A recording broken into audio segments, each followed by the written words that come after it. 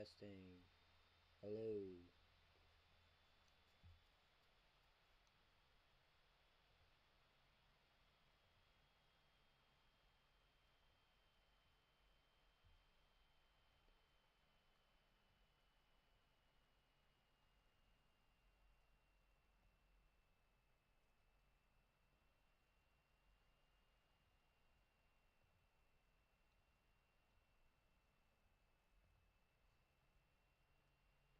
You look like you've been listening to Destroy Lonely. Shut up, Cardell. Shut your ass up. Oh, I'm tired of you, bro. I am genuinely tired of you. I'm just kidding, bro. I'm just kidding. What up, bro?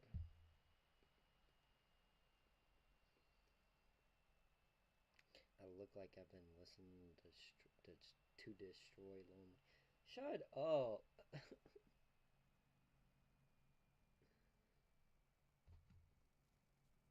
I want to watch this shit.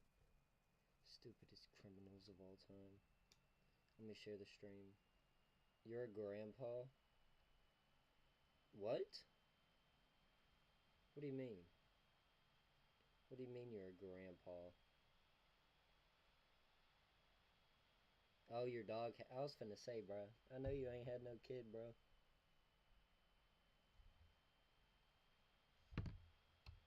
I'd be like, what the fuck?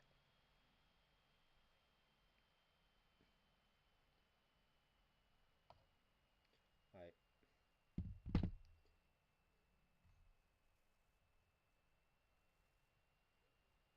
He does this after girl refuses.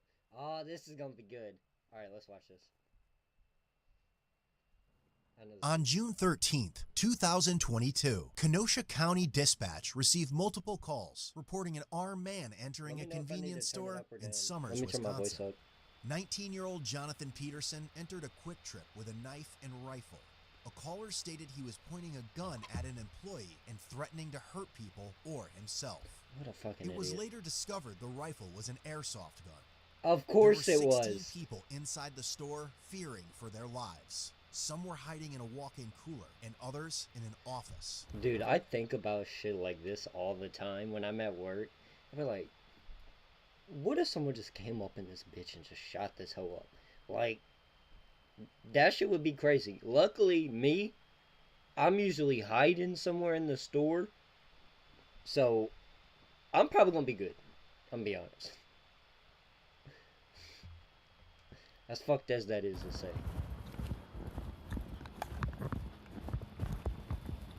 But nah, this is fucked. I get scared of shit like that. My shit loud? My mic? Is a guy in there with a gun? Yeah. Oh, this What was kind of gun? loud, yeah. Look like an assault rifle. He's right up here.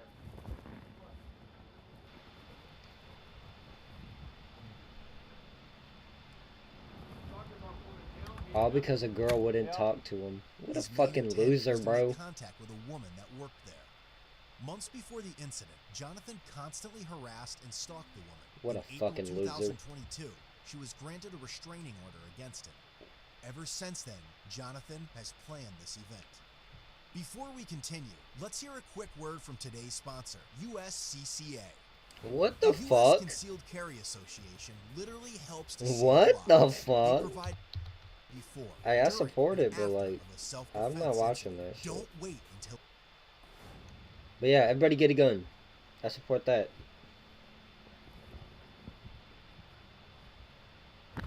I think everybody should have a gun. So he sounds like he's over there by the ATM. ATM? Bro went to the Quickie Mart. Is that him by the ATM? Drop the gun! Drop the gun! What a fucking Drop the idiot, gun! dog. Drop the gun!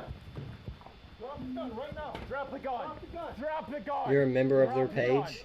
Drop the gun! Get away from them! The USPCA? Drop the gun! Drop the gun right now! Or USCCA? Ma'am, get the out of the way! Down! No, drop He's- the gun! Drop the gun! We're He not said, going ma'am, anywhere. get the fuck out the Out of way.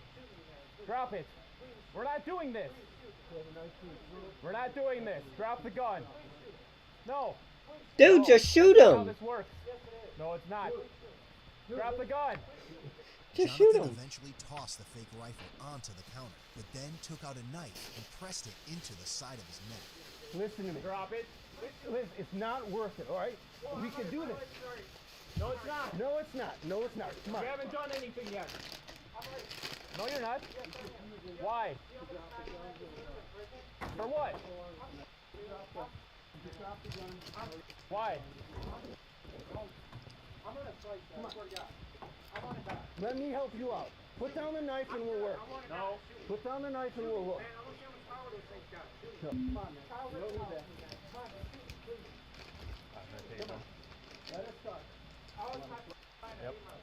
Come on. What a fucking idiot. That's not how it works. Please don't. Come on. Ready? Drop the knife. Shoot me. Shoot me. I have a neck to my knife. Drop the knife. Drop the knife, please. Drop the knife. Drop the knife. I need you to drop the knife on me. Yeah, I know what they are. Like, if you use your gun in self-defense, yeah.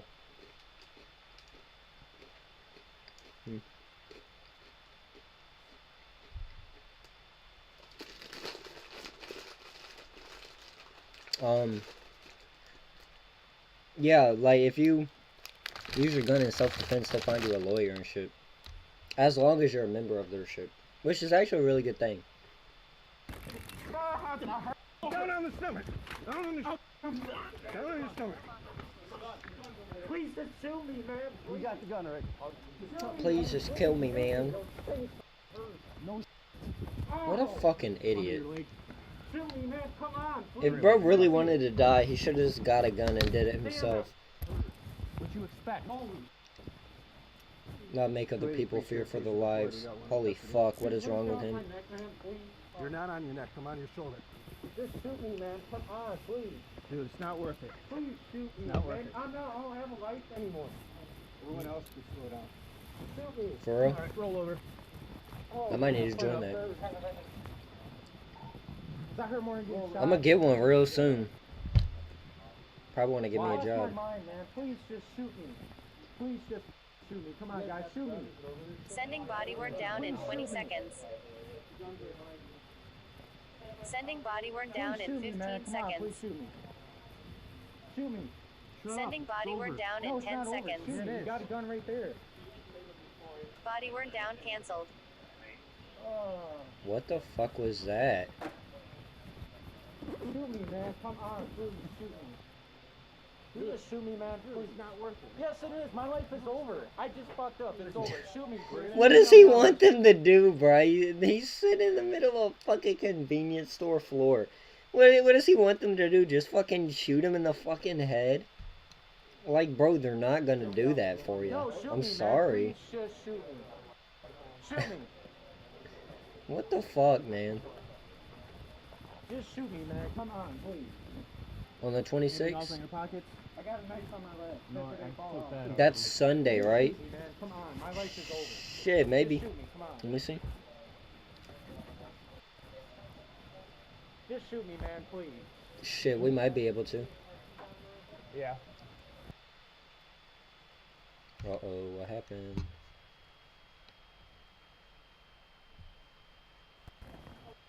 Oh. Volkswagen. Volkswagen. Uh-oh, my computer's Volkswagen freezing. Jetta. Can someone please just Alright, why is my computer doing this? shoot me up?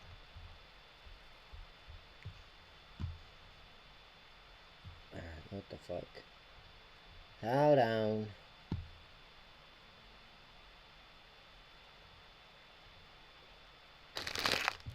Shit, I'm gonna get one. Well, I can get a gun for $100, right? Just fucking kidding. I don't even have a permit though. Don't I have to get a permit?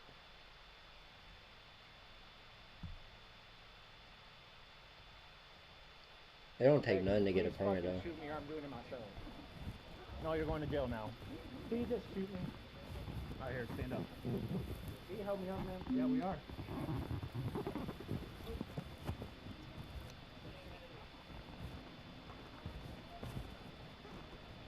Alright, we're gonna go outside.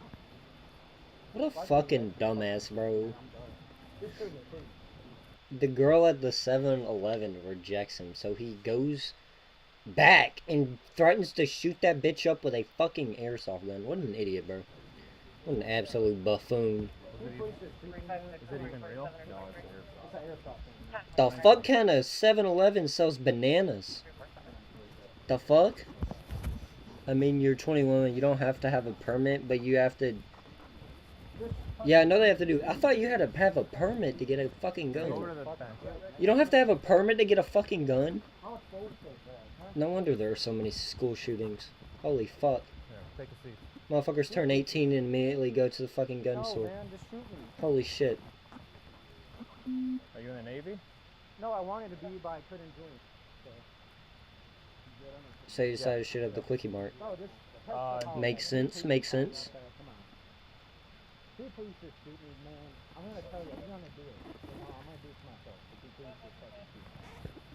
It's not happening, obviously. So might as well stop. Oh, so if I want to carry it around, I gotta get a permit. But if I just want to have one at home, I don't. Is it even here? It is. It's like a... So what if I wanted... What if I had it in my car? Would I need a permit if I kept it in my car? I don't know. Nothing in there? No one else is in there. I didn't see anything in plain view like that. Alright.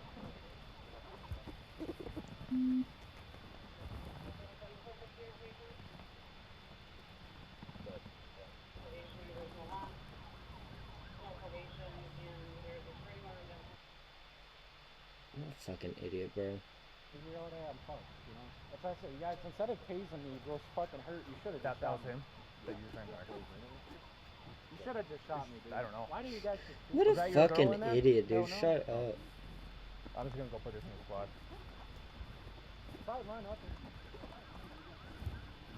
While interviewing the woman, she thought back to the restraining order hearing and remembered Jonathan asking the judge if he could still buy a gun. Jonathan was charged with felony counts of stalking, making terrorist threats, ×2, false imprisonment, and misdemeanor violence. No concealed carry.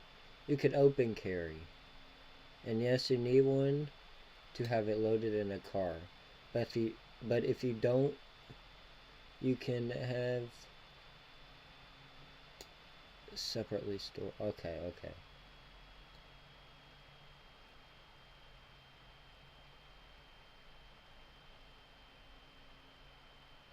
I can open carry. That's crazy to me that I could just fucking walk around with a fucking gun. I mean, I see people coming to Walgreens all the time with fucking guns on their fucking waistband. Violating a restraining order. In December 2022, he was found guilty of all felony charges. His misdemeanor charge was dismissed, but read in. During his hearing, Jonathan made a statement thanking the Kenosha County Sheriff's deputies for saving his life and ending the incident peacefully. Sergeant Sanchez and Sergeant Coltrane was the first two deputies to arrive at the store. Due to their response to the situation, everyone escaped unharmed from a potentially fatal incident. He had a fucking airsoft Jonathan gun. was sentenced to 5.5 years in prison and 6 years of extended supervision. That's insane. Head over to codebluecam.com and check out our great fucking a crazy person could get to the store tomorrow. Go to fucking Walmart tomorrow, bro. That's still fucking crazy to me. You could go to Walmart and get a gun, bro. That's fucking insane. Stupidest criminals of all time. Let's watch this. In 2009, Matthew McNally and Joey Miller robbed a home. Oh, what do you mean? What do you mean? These guys don't look stupid. In 2009, oh, these look like some great stand-up guys. What do you mean? They got fucking Sharpie all over their face. Joey Miller robbed a home in Iowa using masks drawn onto their faces with permanent black marker. Fucking idiots. The two discovered that permanent black marker doesn't rub off easily, leading to their simple arrest and embarrassingly stupid mugshots. However, these two still look like geniuses in comparison to some of the other idiots we'll be talking about as we discuss the stupidest criminals of all time. It's called permanent marker. What did they expect?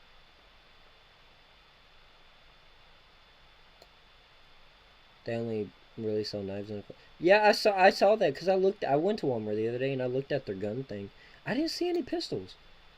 It was all like hunting rifles, which kind of like shocked me. It was like shotguns and shit. Wheeler, who robbed 2 banks in broad daylight, as he thought that pouring lemon juice on his face would make him invisible to cameras. When shown the Excuse me? Where the fuck did he learn this? I gotta see if there's like a bit of misinformation flying around.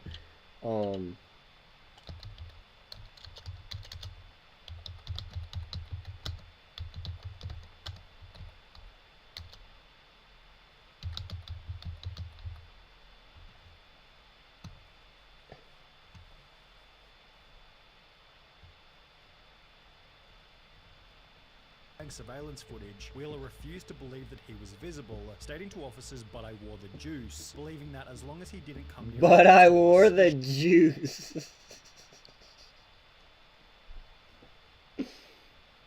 Oh my god. But I wore the juice. Is never a sentence that should ever be fucking muttered. How the fuck do you wear juice, bro? What? Should have been completely invisible. Oh my god. Police concluded the Wheeler was not crazy or on drugs, just incredibly mistaken. Just incredibly fucking stupid. Holy shit, what? What do you mean? What do you fucking mean? Mistake eventually costing Wheeler a 24.5-year prison sentence. Holy However, shit. on the topic of terrible disguises, then we can't go past Dennis Hawkins, whose disguise as an old lady wasn't much better. His sweater accompanied fake boobs, I remember seeing this. This is so bad.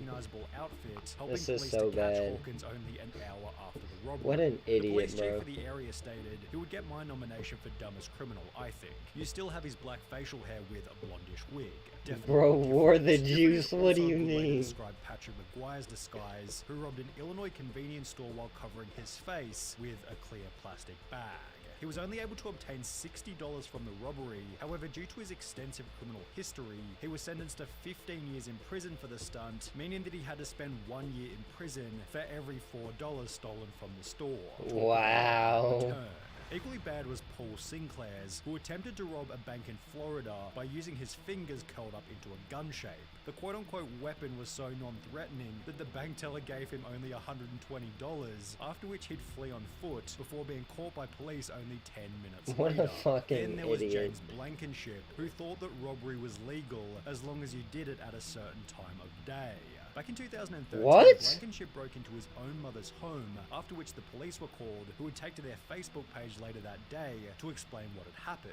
He fled the scene upon seeing his mother. The male was located under the house hiding in a crawl space. When advised of his charges, he made the statement, "I thought you could only be charged with burglary if you break in during the night time." Blankenship was given 180 days in jail That's and so ordered to cute. pay a $100 fine. It's Yet fucking this adorable. wasn't the only time when a person was dumb enough to think that a law didn't apply to them. That's Because like when thinking back in the days they could only see in black and white. That's like some real child shit, bro. What? Haven was caught There's no stealing way from a that's a charity grown-ass fruit shop man in New thinking that. Hampshire. He'd state that he thought everything was free because of the name of the business, Finders Keepers. The sign did say Finders Keepers, so I took that DVD player, took it home. Haven told the local TV station. A couple of weeks later, the stuff is still there on the porch, so I'm thinking to myself, Finders Keepers. They probably just put stuff out there for people to take. The business responded via Facebook stating, "This man who was caught on video is saying it is all a misunderstanding. He thought everything at our store was free. Is that really the best defense he could come up with?" After which Pavin reportedly turned in the stolen goods to police, holding that he's not a bad person or a bad dad, and is rather just... Maybe he's just dumb. But was he as dumb as Derek Mosley, who in 2013 attempted to rob a store named Discount Gun Sales by using a baseball bat? When Mosley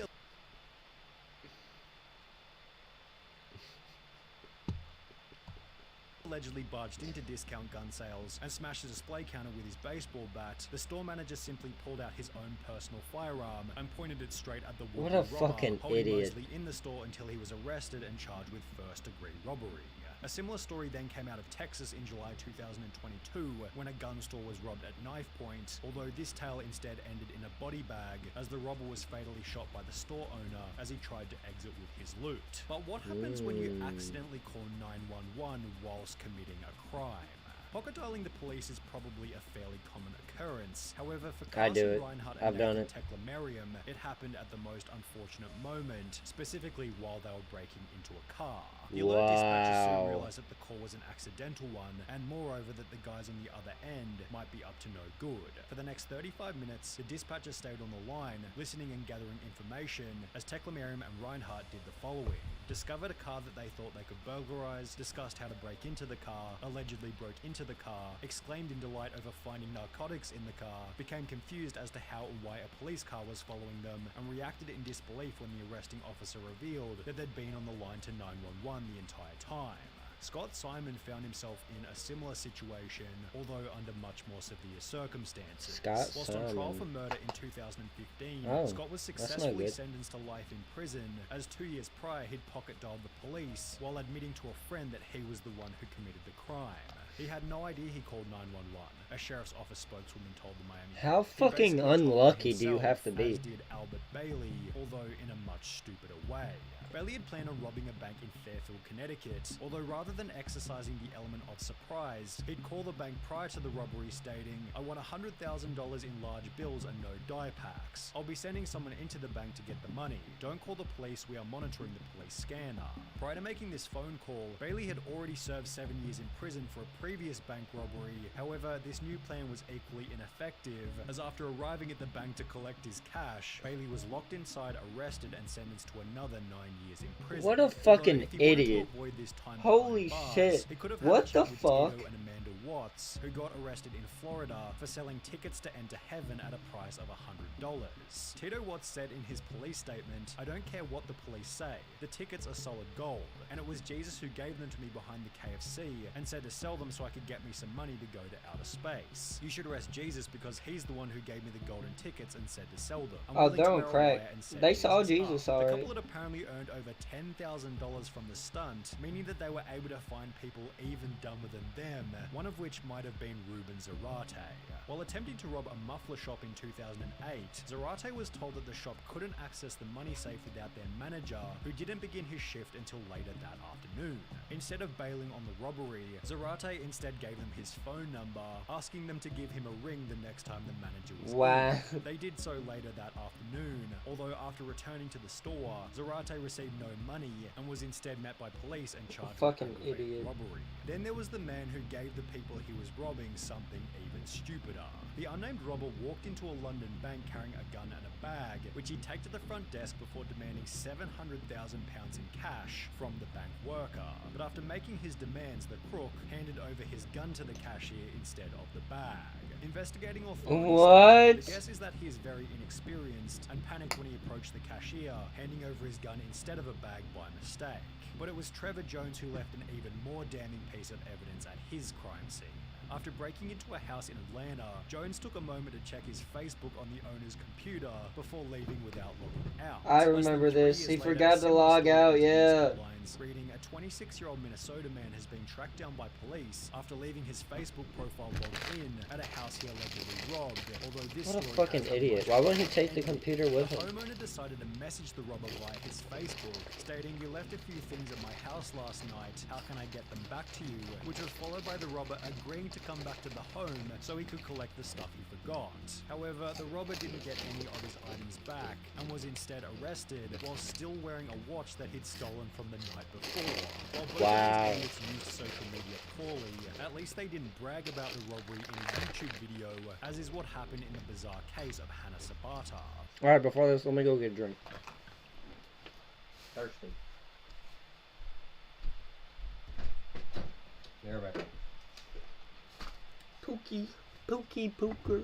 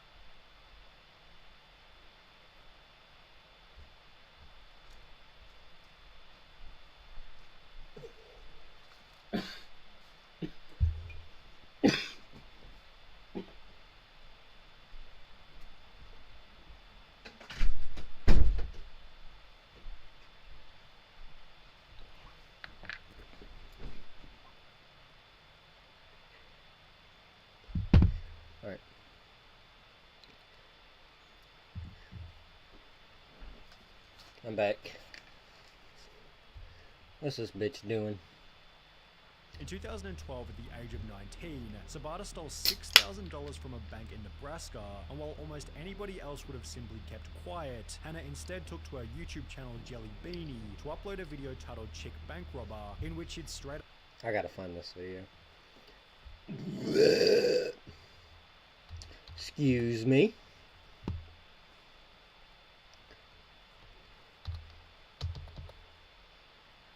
Where's the name?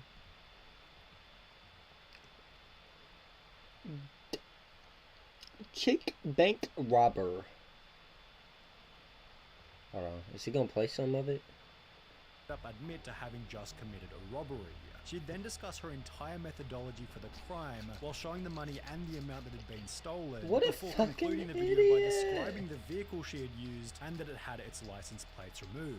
This information eventually resulted in Hannah Sabata's arrest and sentencing of 10 to 20 years prison, done so in a public courtroom filled to maximum capacity with people who had seen the video.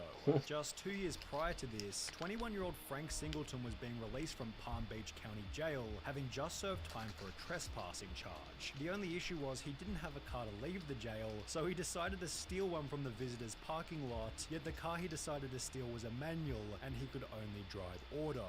Singleton sat in the car looking like an idiot before being arrested and sentenced to a further 6 years in prison, telling deputies that he tried to take the car because he didn't feel like walking to his home about 6 miles away. And while you may be sat here thinking that these criminals can't get any dumber, it's time to introduce 53-year-old Michael Anthony Fuller. While it's common knowledge that the US banknote doesn't go any higher than $100, Fuller had the genius idea to create a counterfeit $1 million note before trying to use it at his local Walmart. He loaded this cart with a vacuum cleaner, a microwave, and various other items totaling $472 before handing the $1 million note to the cashier, expecting $999,528 in change. Needless to say, Walmart wasn't able to facilitate this, and instead store staff called police. Fuller was later charged with attempting to obtain property by false pretense and uttering a forged instrument.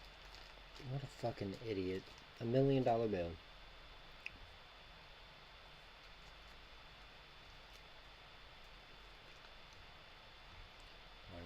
what's next?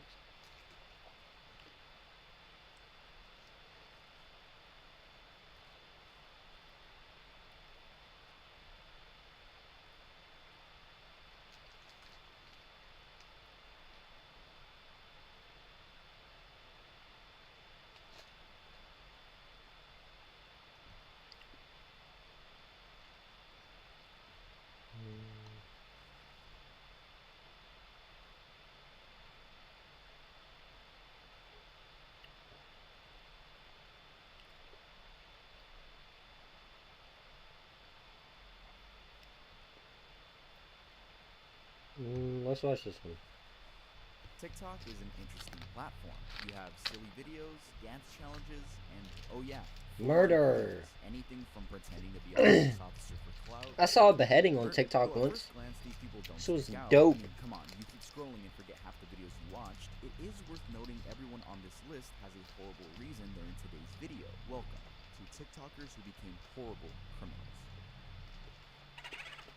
Hey guys, welcome back to another video. That's right, we did it. We hit a month of weekly uploads. Y'all thought I couldn't do it? I'm proving y'all wrong. Thank you guys so much for the support in the last video. We hit the trending tab here on YouTube. I love hitting the trending tab. Trending gaming is cool too, but we all know that's like the junior of the actual trending tab. So thank you guys so much. I honestly didn't think they would put a video with the word racist on trending, but hey, they did it. But I do have to tell y'all something. We finally have physical copies of Ear Candy, and every single one is signed. So we have the CDs right here and the cassette tapes. I have all of them right here in my room, so I'm gonna be the one that's physically shipping them all out. So yeah, Tubbs' fingerprint's gonna be on this. Same with the CDs, they're being shipped with love. Every single copy of the cassettes and CDs are signed. And yes, the cassettes work.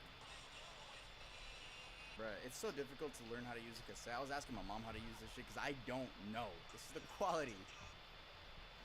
Claire Miller. We've actually spoken about this girl in the Darkest TikTok iceberg, so if the story seems familiar, that's probably why. In a very bizarre case of cold-blooded murder, a girl told the police, quote, "I would have killed someone sooner if I knew I was going to get McDonald's." The girl in question was Claire Miller, a 14-year-old 9th grade girl living with her parents and sister in Manhattan, McDonald's. She made this statement after the police brought her. You can at least got Ruby Tuesday. Accused of stabbing and killing her 19-year-old sister, Helen. Claire, now age 16, used to look after her older sister Helen, who was wheelchair-bound as she had cerebral palsy. Now, given her age and demeanor, you could probably mistake her for your average teenager on TikTok. She was a fairly known person on TikTok, going by the handle @Spirits and Such Consulting. However, her TikTok account was not so average. I could tell she's a murderer. I'm an empath. And I could just tell. A dark side to her content. For example, in one video, she is seen singing along to the song, quote, "Don't Make Me Get Violent" by Carol's Daughter. The song is associated with the idea of wanting to hurt someone because they hurt you. The exact lyrics she sang along to were, "Don't make me get violent, I want my ring back, baby that's a diamond." Her account featured other similarly oriented sounds that you wouldn't think you know anything about. Then you find out this girl became a murderer, and you look back at these sounds and you're like, what did you mean by that? She also made another TikTok using the popular sound, "Like I'm dead, you killed me, I am dead now." She also had a decent viewership with these videos, with one in particular getting as many as 1.8 million views. On the fateful night of February 22nd, 2021, Claire is said to have used a kitchen knife to stab her sister. When police arrived at the scene after being called to the home at around 1:08 a.m., they walked into Helen's bedroom to find her covered in a bloody pillow and a knife lodged in her. On their way in, they had met Claire outside the house, wearing bloody pants and hands covered with blood. Nice. She was simply repeatedly saying, "I have stabbed my sister." The saddening part of the whole ordeal is that psychiatrists have suggested that she didn't knowingly engage in the act. Dr. Susan Rushing, her psychiatrist, said she suffered from auditory hallucinations and thus heard voices. On that specific night, she heard a voice telling her to slash her own throat too. While being held in a juvenile detention cell, a township police officer, Martin, testified in court that Claire did not appear upset or sad during the time that he watched her. Her demeanor since the killing has been a debatable issue with other psychiatrists like Dr. John O'Brien, saying he couldn't find any consistent demeanor that could be used to diagnose Claire. It's also terrifying that while in juvenile detention, Claire Miller said she Michael Myers her sister, which is fucking crazy to say. Jesus, it's like you're making a joke out of it. What the fuck? Proceedings will determine if she will be tried as an adult or as a minor. Marianne Oliver. I think she should be tried as an adult. She fucking slit her sister's throat. Put her to death. Fuck it.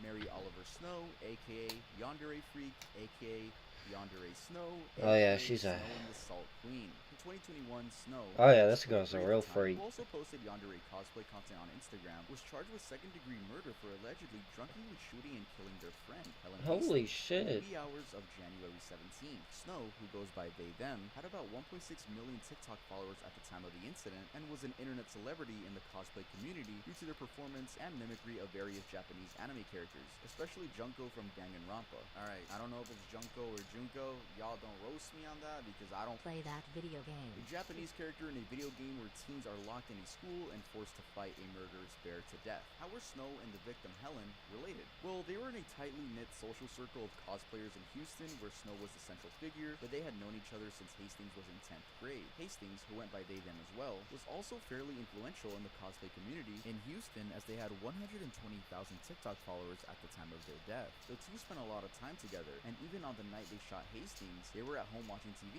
On that night, Snow pointed a gun at Hastings and shot them. Hastings went on life support for 2 days before eventually passing due to injuries on January 19th. According to the criminal complaint, the defendant stated they had been passing the gun around for hours and had been playing around with it. The defendant said they weren't paying attention hard enough and they might have been too drunk. The defendant said the what the fuck? Was joking around, telling the who watches this shit and enjoys it, bro?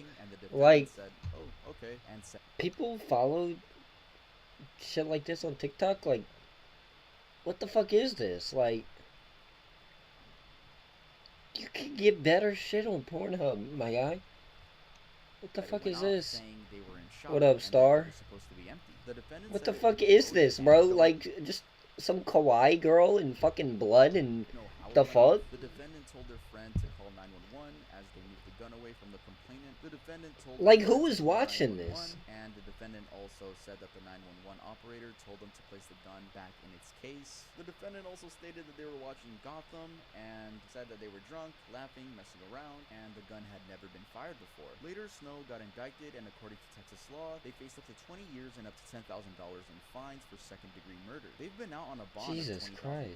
The exact accusations against them included recklessly causing death by pointing a handgun and pulling the trigger. Snow initially claimed that the shooting was an accident, that they were friends playing around. Oh, that shit's dark. Jesus Christ. The evidence presented by the prosecution suggested Fucking Christ.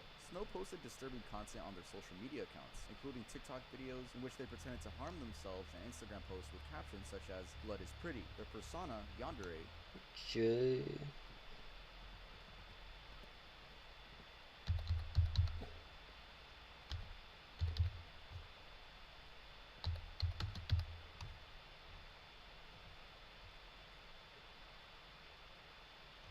What is it? This? This Naruto shit? I don't watch Naruto.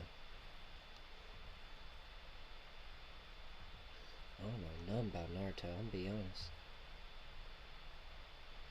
What the fuck is this?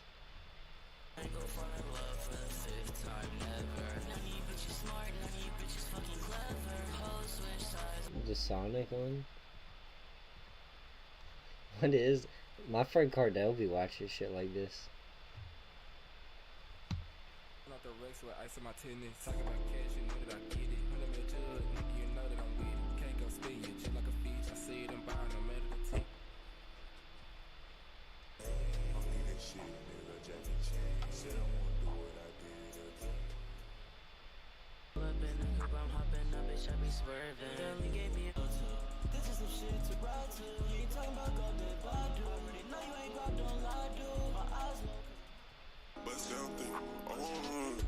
I'm so fucking confused.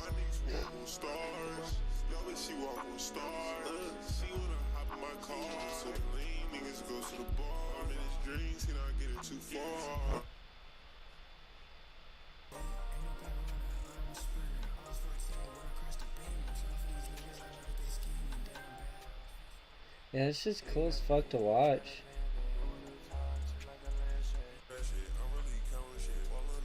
I just don't get it. What do the comments have to say?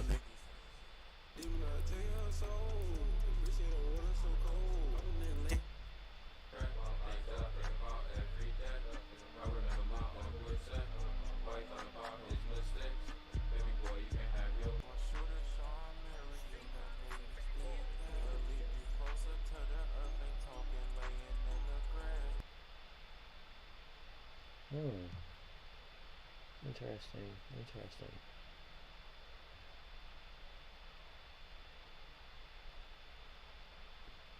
Oh, vibes and vibe songs.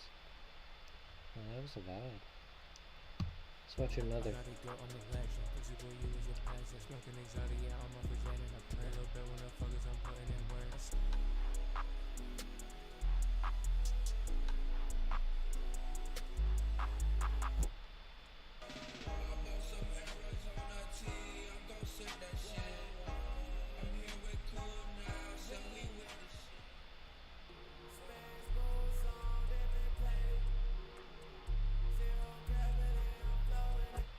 What the fuck is this music? Bro talking about sipping Arizona tea and Spaceballs. Spaceballs? What?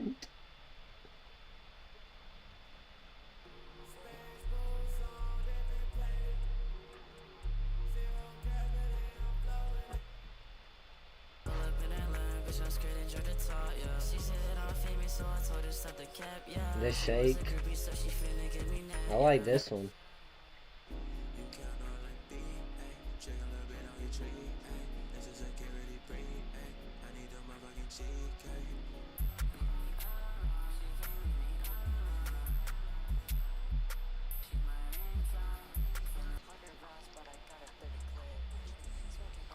Yeah, I don't recognize any of this shit.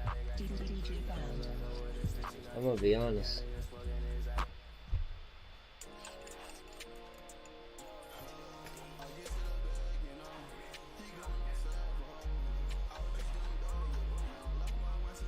Oh, I know that. That's Bakugan. I knew Bakugan. That's not Bakugan, my bad. Beyblade. I know Beyblade. I know Beyblade. Might have said Bakugan. Fucking uncultured.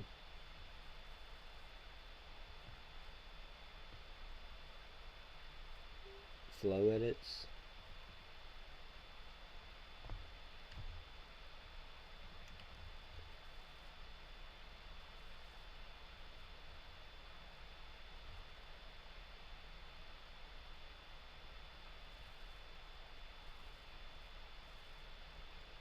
Yeah. What?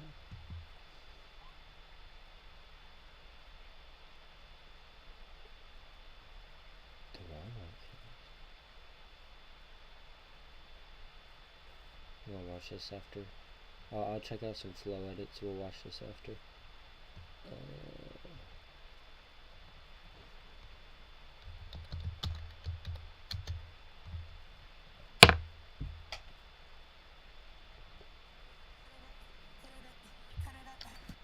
No, I don't watch anime. I've tried. I watched One Punch Man. I mean, unless you count fucking Pokemon and... I mean, is Dragon Ball... I guess Dragon Ball's anime. I've seen Dragon Ball. Like the original and Z.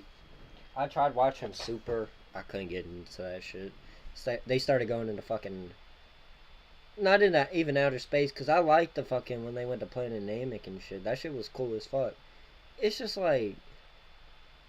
There are too many fucking lords and shit. Like, bro, who's the strongest motherfucker? There's gotta be a strongest motherfucker. And I don't know.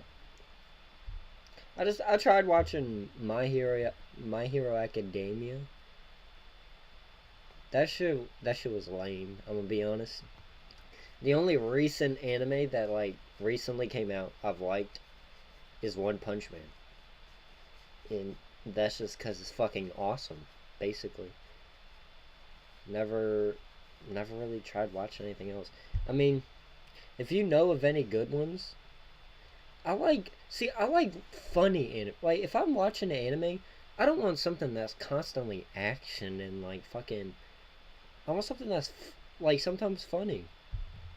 And like, not just fucking like cute funny or just fucking basic comp.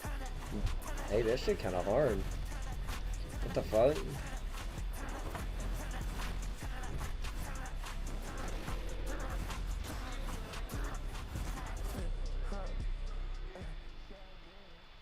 Okay.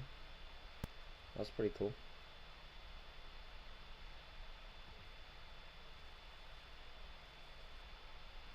I like Chief Keef.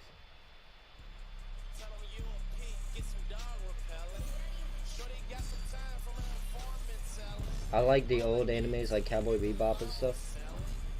I used to watch Sailor Moon when I was little. Like super little. Like 6 or 7 at my grandma's.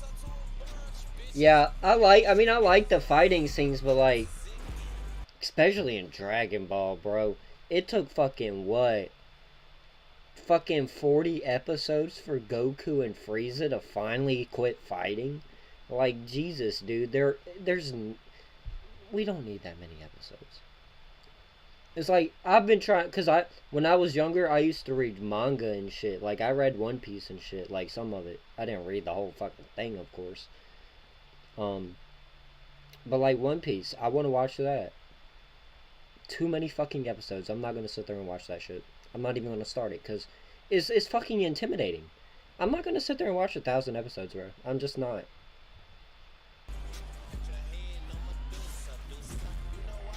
I don't have time.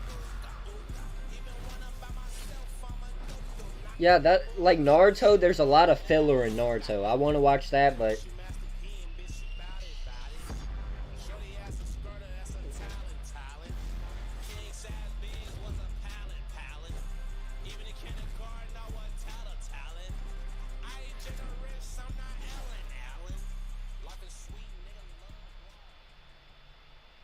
Love watermelon.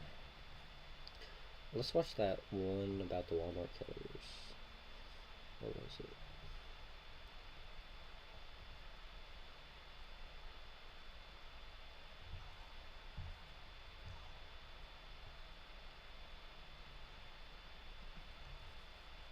Hate. At least 6 people were killed inside the store. Dissatisfaction. Well, altogether, there are at least 2 counts in this lawsuit, one for negligent hiring. Sovereign citizens. He put his hand on his gun. I considered it a very grave threat to myself, so I reached for my gun. Today we'll look at some of the most heinous crimes committed at the supercenter giant across America. And this just goes to show that just about anything can happen at a Walmart. Our first story begins in Florida in the year 1993, when Linda Lyon Block and her common-law husband, George Sibley Jr., went on the run after failing to appear in court on a domestic battery charge. Nice. The couple were passionate anti-government extremists and had a... The news be on in your house? Sometimes I wake up and turn it off. Facts. Fuck the news, bro. The fuck? History of publishing their own magazines. The fuck they gonna tell me? Oh, it's along sunny. with tips on avoiding paying income Oh, tax and other someone else got rebellious murdered advice. today. The charge I don't want to against hear them that was shit, the bro. result of that rebellion I want to hear going about too these far. motherfuckers shooting The up couple Walmart. had attacked Carl Block, Linda's ex-husband, with a knife while attempting to intimidate That's what I'm him saying, to bro. handing over his... Sometimes people don't want to hear about how everybody's getting robbed and the banks are fucking closing and fucking... I don't even fucking know, dog. Fucking the economy is fucking going to shit right now. And I don't want to hear about it. I really don't. house. Block declined to prosecute, but the state attorney's office still chose to pursue the case. Lyon and Sibley pleaded no contest after I watch it for prosecutors sports. agreed to recommend probation as their punishment. But when their sentencing was set for September 7th, the couple never appeared in court. Instead, they faxed the letters to the judge, sheriff, and the Orlando Sentinel newspaper, saying that they had barricaded themselves in their home, as they expected to be forcibly taken by police, and that they would not live as slaves, but would rather die as free Americans. But their house Hell was yeah, never brother. stormed, and when a bail bondsman went to the home looking for Lyon, it was found empty. As it turns out, the couple had packed up their belongings and Lyon's 9-year-old son Gordon into Sibley's Mustang, and made their way across state lines into Alabama. On October 4th, Woo! That's where I'm from. Yeah, buddy. Yeah, Alabama. Stop in the small Yeah, city bro. of Opelika, Yeah. so Lyon could use the payphone in a Walmart parking lot to call her friend. At the same time, Police Sergeant Roger Where was Motley this? Where in Alabama? It had to be up north. Don't shit like this ever happen down here. Oh, say. pulled into the lot to shop for supplies, when suddenly a woman ran up to his cruiser. She told him there was a car parked nearby with a child within, and she was worried that the family who owned it might be living inside. Motley drove around the lot until he found the Mustang, where Sibley was waiting with Gordon. The officer asked for Sibley's driver's license, and the fugitive began to explain why, according to his beliefs, he didn't need one. As he did so, Motley put his hand on his service revolver, causing Sibley to Do I panic and watch pull out those what videos? Of people who go on Walmart and just break the rules? Like, what do you mean? Like, what do you mean just break the rules? Does Walmart... I don't think Walmart has rules, bro. Have you ever been in a Walmart, like, past 12 o'clock in the morning? Like, I don't think that Walmart has rules, bro. Motherfuckers show up to Walmart naked, bro. And they allow them to shop. Like, I don't think Walmart has many rules. That people... Walmart lets you steal.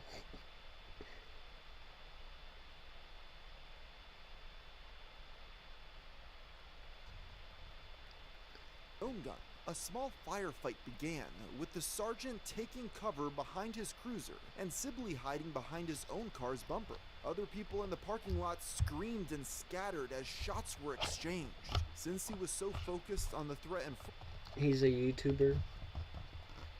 who does shit like that. Lol, his name's Keno Joseph. He shoots up Walmart parking lots? He might need to be in jail.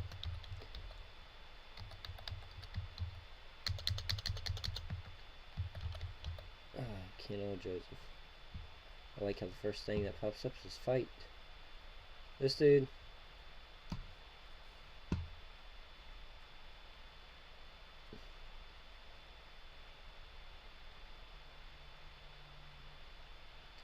He's like Gideon.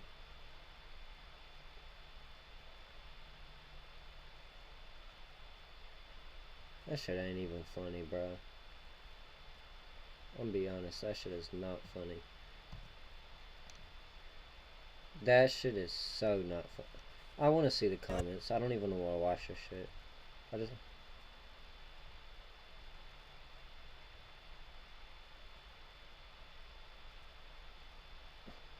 What's the joke, bro? Like, people are talking about...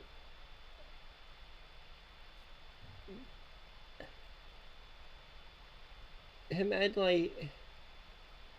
Props to the... Bro, what is the joke? Hiring N-words? What is funny about that? I don't... Maybe I'm just fucking old. Maybe I'm just fucking old. I don't get that. Maybe if I was in high school still, I would have thought that was funny. I don't know. Racist sign prank. Now, I thought the shit when Gideon went to the most racist town in America, I thought that was pretty funny. But he wasn't literally fucking up someone's job. Like, literally changing the sign around to say some basically hateful shit. Hiring N-words? Like, someone could get fucking fired for that shit. In front of him, Motley didn't see Lion running back towards the scene until the very last moment. She had pulled a 9mm Glock pistol from inside her bag and began firing at the officer. Motley turned and one bullet struck him in the chest, but the violence didn't end there. The officer reached inside his cruiser and Lion, thinking that he was trying to grab a shotgun, continued to fire, hitting him. But why people be like, you can't record it, it's illegal? Well, some people just don't want to be recorded. Like, it's not illegal to record. Like, if it's a private place, of course you can't record in there. Like, if you're in a store and it's a privately owned store, like a mom and pop shop, and they tell you you can't record, you better turn your fucking phone off. But if you're, like, just outside, just recording, and someone tells you to turn your phone off, you don't have to listen to them.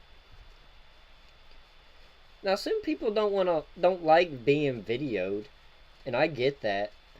But the people, like, if someone tells you they don't want to be videoed, and you continue to video them, and be like, oh, it's not against the law, I'm not breaking any laws, you're an asshole, I'm gonna be honest. Those people that go into, like, courthouses and do, like, audits or whatever the fuck, like, what is it, the auditor or whatever the fuck, that just, like, go around recording police officers and, like, going into courthouses and shit. Bro, get a fucking job. Please. Get a fucking job. Quit being a nuisance for no reason. I get it. You can record in a courthouse and you wanna just bother people for the sake of bothering people. Get a fucking job. Like, people are just fucking losers, bro. But Motley was really and it's crazy. going for his radio, and he managed to send out the code for help before collapsing to the ground. He died soon after. Damn. And with that, Lion and Sibley drove off, but within an hour, the police found their group near a Christmas tree farm in East Alabama. With their escape from the law finally over, they surrendered after 4 hours. What did they say? With their escape from the law finally over, where he say from? After Sibley drove off. But within an hour, the police found their group near a Christmas tree farm in East Alabama. With their escape from the law finally over, oh my god, I think I know where that's at. They surrendered after 4 hours, but not before demanding a color television set and an audience with the Pope. True to their anti-establishment beliefs, Lion and Sibley did not face their punishments quietly. The male gunman defended his decision to engage Add more. I was just about to fucking say that shit. As self-defense. What up? can? What the fuck? There's a can in my chat, bro. What are you a can of? A false arrest. What are you a can of, bro? Beans? Soup? Fucking collard greens? What are you a can of, bruh? His partner. But people need to understand when YouTubers record, they do it to show their subs. Because they don't record. How are they gonna upload? Yeah, I get that. Most people who get recorded, like most YouTubers, when they're recording in public, they go up to the people that are in the video afterwards and they're like, hey, is that alright if you're in this video? Like, if you ever see people with blurred out faces in videos, because they said they didn't want to be in that video, so they blurred their face out. But I still think if someone says they don't want to be in your video, and you willingly go out your way to record them and put their face in the video after them saying they don't want to be in it, you're an asshole. You're a dick. Agreed with this, and in letters to friends and supporters, you're completely in the right to do so. I mean, you're not breaking any laws, but you're a dick. As part of the you're an asshole. Conspiracy against her, which was a common excuse the couple used, Lyon claimed that she was prohibited from bringing up Motley's record in court. However, his personnel file made no mention of any such misbehavior, and Motley's wife refuted these claims. Lyon also refused to accept the validity of Alabama's judicial system, claiming that it had never become a state again after the Civil War, and she later renounced her own birth dates for unknown reasons. Unsurprisingly, both of the shooters received death sentences, which made their defenses grow increasingly desperate.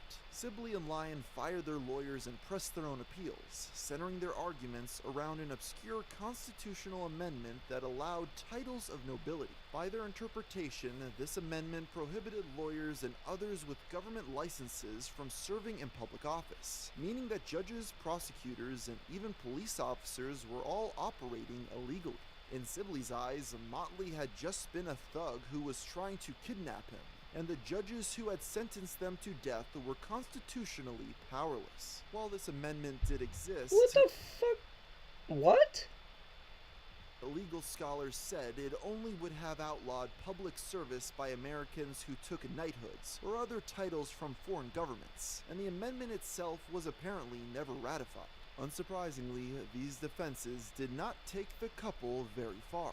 Linda Lyon Block was executed by electric chair on May 10, 2002, making her the first woman to face corporal punishment in Alabama. Do y'all support Do y'all support the death penalty?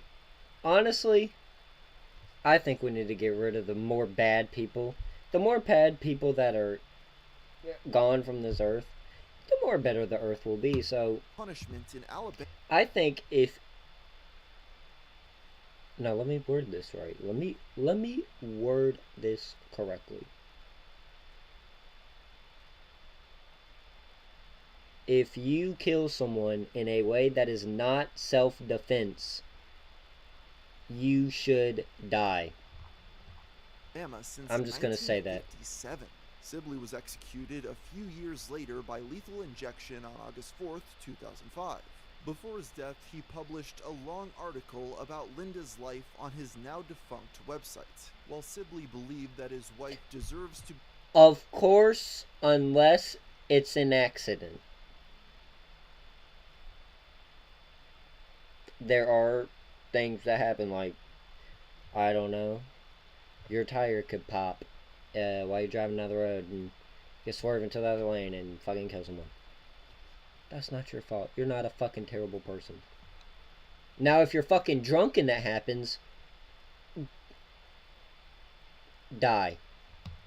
Be remembered as a hero, both are now regarded because you weren't thinking about other people. Degenerates that killed a cop in a parking lot for no reason. And unfortunately, this would not be the only instance of a violent death occurring at a Walmart. We'll learn more about this after a brief word from our sponsor. In the modern age, people are listening to music more than ever before on their phones, which is why a high-quality pair of earbuds are a must. Raycon is premium audio at the perfect price, half the price of other. So if you're again, the link will be down in the the we get it. Ray J fuck Kim K. Yep. Thanksgiving weekend. We get Roughly 50 people were inside the store. Some were shoppers collecting food, Well, about 15 to 20 employees on the overnight stalking team were gathered in the break room for a meeting before their shift began. But nobody could have predicted what a shocking turn the night was about to take. The assembled employees were waiting for their team lead, Andre Bing, who had been employed at Walmart since 2010. Bing had an unpleasant reputation amongst his co-workers, and had been the source of multiple abrasive interactions with them. Oh, he looks like a good person. Nathan Sinclair recalled that Bing was known for being verbally hostile to his co-workers and wasn't well liked, leading to him occasionally being mocked by his peers. Another former employee described the man as a loner, who had often talked about how the government was watching him. Among his paranoid he's fucking crazy, which had bro. alienated him from his co-workers, Bing had also made threats against the store before. Joshua Jackson, another who had worked alongside the Dislike team leader, recounted a time when the man had said if he ever got fired from his job, he would retaliate and people would remember who he was. Despite their concerns... And he didn't go to jail for saying that?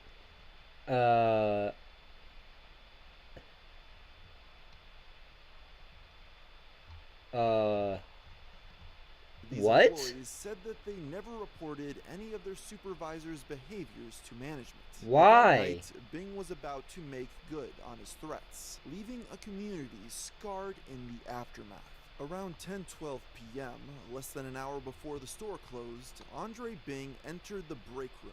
Unknown to anyone, he had come armed with a 9mm handgun and several magazines of ammunition.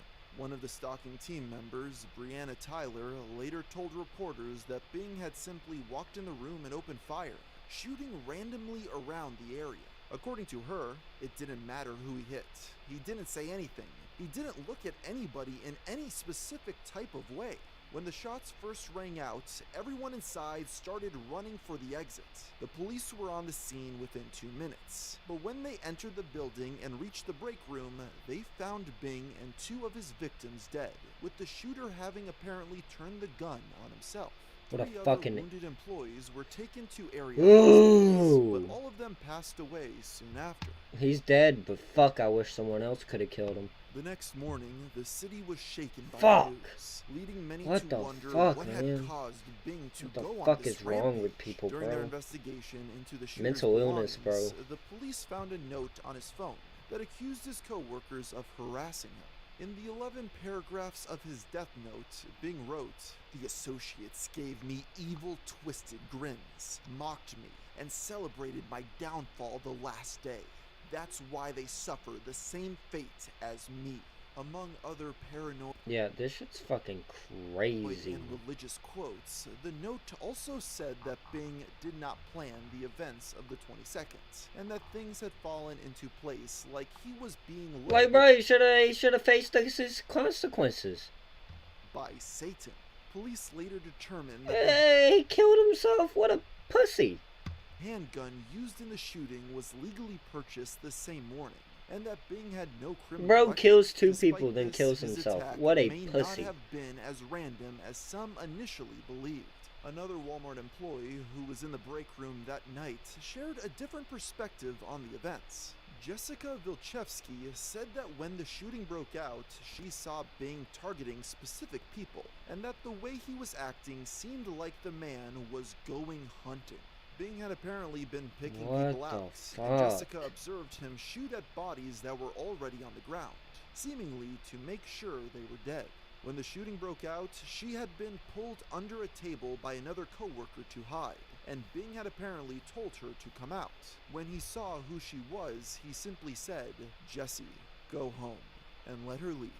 The startled woman had only been working at the store for 5 that motherfucker days had a before vendetta this, against she someone. believed that being such a new employee was the reason she was spared. The others who knew the shooter better were not so lucky. But while a few of Bing's co-workers had stayed quiet about his behavior, some had reported it, and despite their complaints, he had remained employed. In the weeks following the shooting, 2 Walmart employees, Danya Priolau and James Kelly, each filed $50 million lawsuits against the company. I hope they won that shit. Both suits mentioned multiple occasions of Bing's tell me they harassing won and that shit, badgering please. behavior, which had been regularly Please tell me they overlooked won by that shit. management. They argue that, while being fired still could have sent the man over the deep end, it also could have prevented the violence from ever occurring. These lawsuits are still pending, but the store itself had been irrevocably They better changed get that forever. shit, bro. All the merchandise was removed shortly after the tragic night, with salvageable items being donated to local organizations and food banks. The location is closed for the foreseeable future, but it left behind a memorial to the victims that grew bigger and bigger as the weeks went by. It was That's so eventually sad, moved bro. directly in front of the store, and a Walmart spokesperson promised that the company would maintain it as long as they could. What do you mean as long as they So could? there They're you a have the fucking story billion-dollar of the Walmart business. killers, which just They goes- better fucking do that shit as long as they fucking exist. Fuck as long as they can. What do you mean? Ash Alk rude waiter prank. Ash Alk rude waiter. This. Spit in my food? Yeah. My husband will Shoot me? I'm gonna.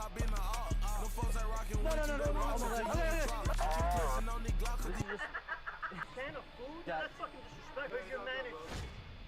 Hello, sir. You order one handsome man? Oh, well, it's on the house. Do I like pranks? Can you hold this real quick just for Is spitting in someone's food a prank? Is that considered a prank? my little movie? What's up, guys? Welcome. Yo, today we're gonna be doing a prank. Today, I'm gonna be fucking your mom. Bro, it's just a prank, bro. Chill. All I did was bust a fat one. All I did was bust a fat one in her, bro. Chill. It's just a prank. It's just a prank, bro. Come back to another Bro, chill. It's just a prank. You're just having a brother, bro. Chill. Chill, bro. It's just a prank. episode. I'm As just you gonna can be your tell, dad I'm now, in my bro. little, Chill. Waitress attire, right? Basically, YouTube hasn't been really working out, so I'm picking up a new profession. I want to serve the people now. You know what I'm saying? I want to give back. So today I'm gonna be a waiter. You're probably wondering why that plate's empty, right? Well, we're here at Petco. I'm gonna fill it up with dog food and make sure people are well fed. I mean, honestly, I can go in there and grab you something. Like a drink, maybe. Water. Alcohol. Lean. You know what I'm Yeah, bro. saying? Yeah. When you go to rob a bank and you get arrested, when you're in the interrogation room, bro, fuck saying I want a lawyer, bro. Just tell him, sit down and look at him, go, officer, it was just a prank. It was just a prank, bro. Look, the camera's right there. Cat food? Yeah, I got fired at my last job, so I'm going back undercover. I'm gonna serve it to the customers. Cat food over there, there's dog food over there. The way it smells is up to you. Alright, thank you, thank you. Okay, we won't. Alright, so let's keep filming. Chicken and vegetables. If I'm gonna be serving people, Yeah, I kind of don't might like as well that. be healthy, right? I mean, is Petco a private company? I don't know. It really depends. If Petco's a private company and they told him to quit recording, he needs to stop recording. Grains in. Oh, good. Let's get this one too. Hopefully it doesn't decline. We have a good one. Shit, we're running late. We gotta go. About to get fired my first day. I do not want that. It seems like he quit recording though, so I respect him for that. Hey guys, how's it going? Grab you anything for dinner or no? I just get a cup of water. A cup of water? Yeah. So we do have some here. We gotta order. I mean, I would have if my girlfriend didn't break up with me like 20 minutes ago, so you're gonna have to order food. Yeah. If you guys aren't gonna eat anything, I'm gonna have to ask you guys to leave. Yeah? Yeah. Give us a few minutes. We'll finish it. No, like right now. Why? Because you guys are soliciting. I can give you guys free food if that's what you guys need. I'm not reaching. Are you trying to make a joke? No. Are you pointing a fucking can of food to us? Dad. That's fucking disrespectful. That's rude. You know that, right? You work here? Where's your manager? I'm the manager's son. Where's your manager? I mean, you can go find him. What did you just pull out of your freaking pocket? Your apron? Food. I was just trying to mess around. I'm sorry. I'm sorry. He was pissed that I brought a can of food. He's probably, you fucking peasant. You bringing out a can of food? It's kind of funny. I mean, the way it initially came up to him, it was like, you're gonna have to leave. That was kind of weird, but This perfectly fresh food can't I go think the waste, so cat find food more is kind of people. funny. Hey, I think don't know that's kind what's of going on. funny. These guys calling me over. Hey, how's it going? I'm sure that you don't remember me. I met you at the elevator. In the elevator? Oh, the threesome? You and me? Yeah. with the other guy. Yeah. And then I was the one in the middle. Yeah. No way. Where do you work? Oh, I'm just doing a mobile restaurant today. It's a mobile French restaurant. We're just having people try out our new product. It's a dog food. Would you want to give it a taste? Here, just hold this real quick. Hold this real quick, all right? No, no, no. Versatility, you know. Don't mind the smell. Don't fucking tell me this old man nice eats soup. fucking dog food. But, yeah, you want to give that a try? It looks good. Oh no, it has to be like animalistic shit when you just eat it. No. Okay, I was about to say, bro. Yeah, I couldn't let I was about to fucking say, dog. If he lets this dude eat But yeah, that looks fucking gross as. What the fuck is that? I wouldn't even feed that to my dog. What the fuck is that? You have a good day. Give me a little hug. Okay. I love you, man. I love you. Take it easy. His lips were this close to touching this. Also, I have no idea what he's talking about. I've never met that man in my life. You already ate? Yeah, I'm gonna order something else. Why, are you throwing me out? No. I just wanted to say, like, I spat in your food. Like, I was just... spit in my food? Yeah. Oh, I just wanted to admit that. I already have AIDS, so there's nothing more you can give me. You have AIDS? I do. This guy just told me to spit in my food. Can I talk to him? You don't want to, trust me. I'll call you back. Relax. And don't crash your car. Bye. They sound pretty mad. Well, I'm married to a biker, so... So, what should we do from here? My husband will shoot me. Shoot me? Yeah. Does he have your location? Always. We're just joking. I'm just filming something. You're filming me without my permission? Ooh, I shouldn't have told you that. Just don't tell your husband, please. My husband's actually on his way. Oh, shit. You know where I am. You're my location. Okay. Oh my god. You're on camera. I'm being dead ass. That's cool. I just wanted a fist bump. Guys. Oh, damn it. Why is everyone so mean here? Don't film me. Oh, Dude, nobody wants to be recorded, dog. That's why. Like, nobody wants to be recorded. These people. Right. Let's go. I'm going to IHOP. Alright, listen. The only reason why I believe that her husband's gonna shoot me is because she had a satanic tattoo on her hand. She was covered in face tattoos everywhere. If that's what she looks like, what does her husband look like? You know what I'm saying? And I was not willing to wait and find out. Alright, just one more on the house. Chef's secret. And you guys are special, so it's dog food. Oh, so you were gonna feed it's dog food? Yeah, I was gonna blame it on the manager so he can get fired. It's just a prank. This is my signature. Fuck no. Do y'all remember the In the Hood pranks? I used to love these.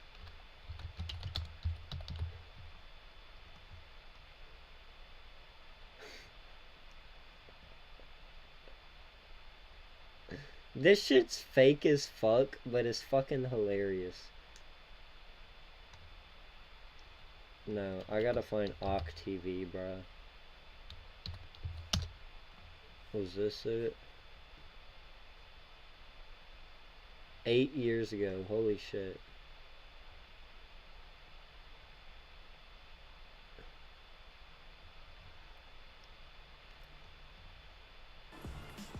Yo, bro, pull up your pants. Yo, what's good with you, my nigga? This shit is so funny for no reason.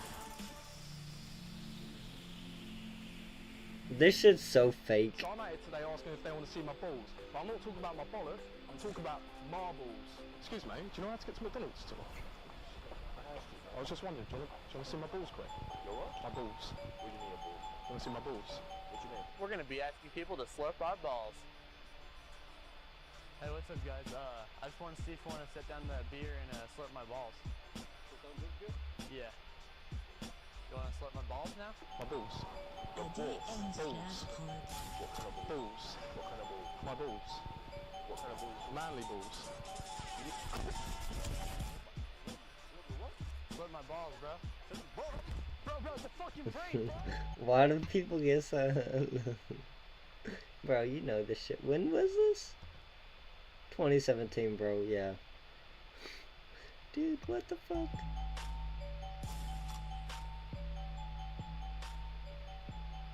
Like you could tell, that didn't go quite well at all. Look at my face. But that's what I do to make you guys laugh. What is he doing, bro? What the fuck? I'm just kidding, bro. We're doing a prank. Don't fucking play like that, bro. Why? You were just doing a joke. Oh! Yo. We're just doing a joke, bro.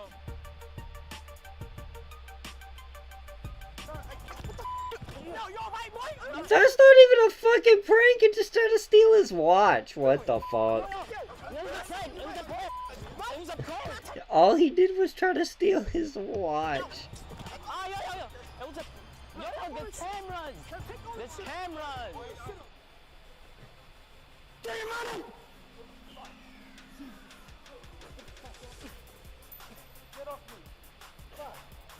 Is this the hood? We got fucking Steven, Corey, Matt, and fucking Oswald, bro. This ain't the hood.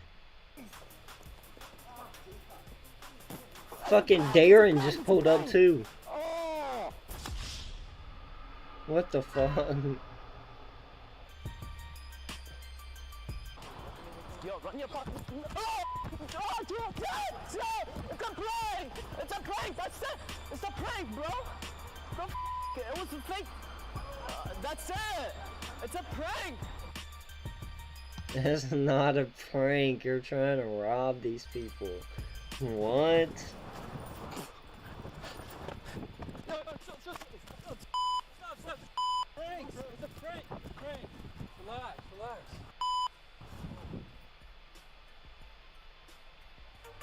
What an idiot. Yo, run your Yo, I'm joking. Stop. Stop the brake. Stop.